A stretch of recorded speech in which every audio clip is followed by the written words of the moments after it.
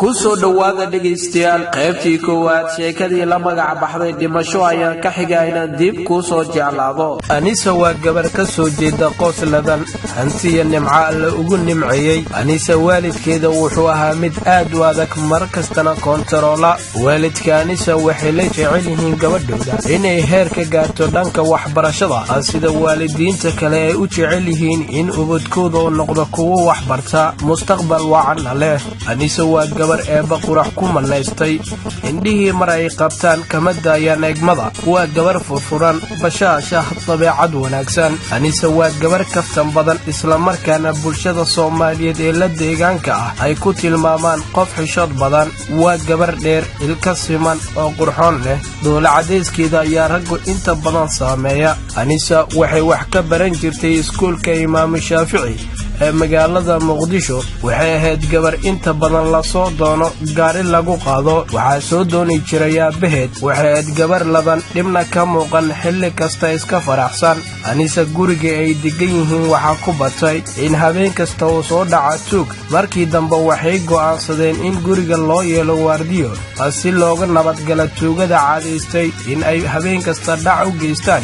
waxaana waardiyo looga dhigay wiil mar dhow laga keenay baadiyaha kuna tabaalaysnaa gudaha magaalada Muqdisho. Anisa way ka heshay wiilka waardiyaha waxayna u qaaday jacayl dhab ah. habeen kasta waardiyaha waxay u samaysaa casho aad u macaan dhadhankeedu sareeyo. Anisa looma ogola inay jikada gasho. waxa laala waxay u baahato cunto ah waxa u soo diyaarisa booyaasta ama shaqaalaha guriga. Anisa waxay ku andacoontaa in cuntada ayada karisay ay jeceshahay.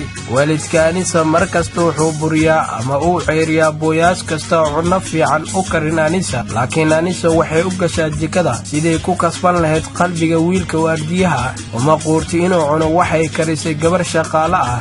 waalidka Anisa wuxuu ogaaday in gabadhooda ay xariir la leedahay waardiyaha guriga Ridwaan oo uu ku qanacsanaa Anisa maadaama ay tahay gabar wanaagsan noloshiisa isbedel ku keentay. xitaa Anisa waxay siin jirtay biil agaar ah oo ka duwan kan ay bixiyaan waalidkeeda. Ridwaan uma muuqda markan nin waardiye ah marka aad fiiriso labiskiisa iyo muuqaal ahaantiisa. waalidka Anisa waxay ku baraarugeen in gabadhooda aan xariir aan caadi ahayn la leedahay waardiyaha. Anisa waa lala taliyey inay ka harto ninkan waardiyaha ah hadday u baahato nin la siinayo nin dhanka nolosha ku leebal ah iyada. Anisa hadalka waalidka uma sii dhagtaagin mana tixgelin waayo waalidka wuxuu caqabad ku noqday jaceylkeeda.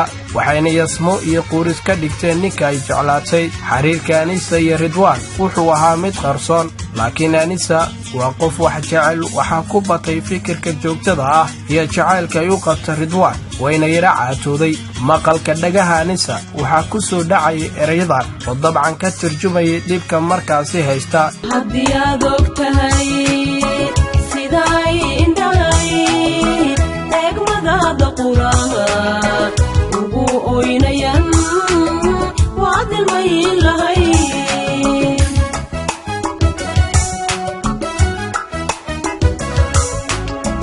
haddii aad og tahay siday indhahay eegmadaada quraha ugu oynayan waad ilmayn lahay.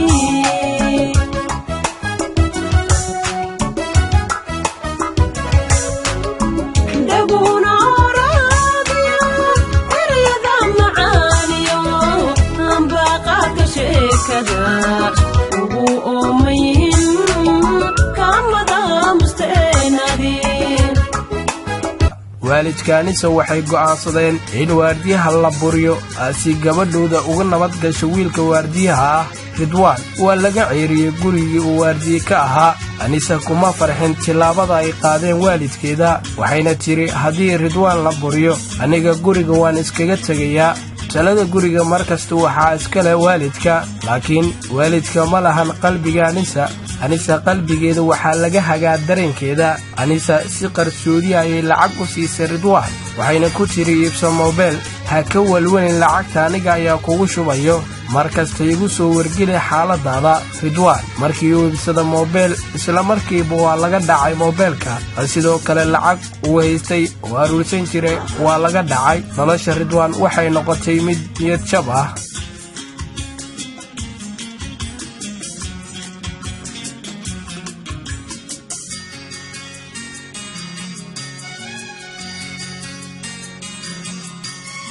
inta ayaan ku soo gabagabeynayaa guud ahaanba qaybtii koowaad sheekadii la magac baxday dhimasho ayaan ka xigaa inaan dib kuu soo jeclaado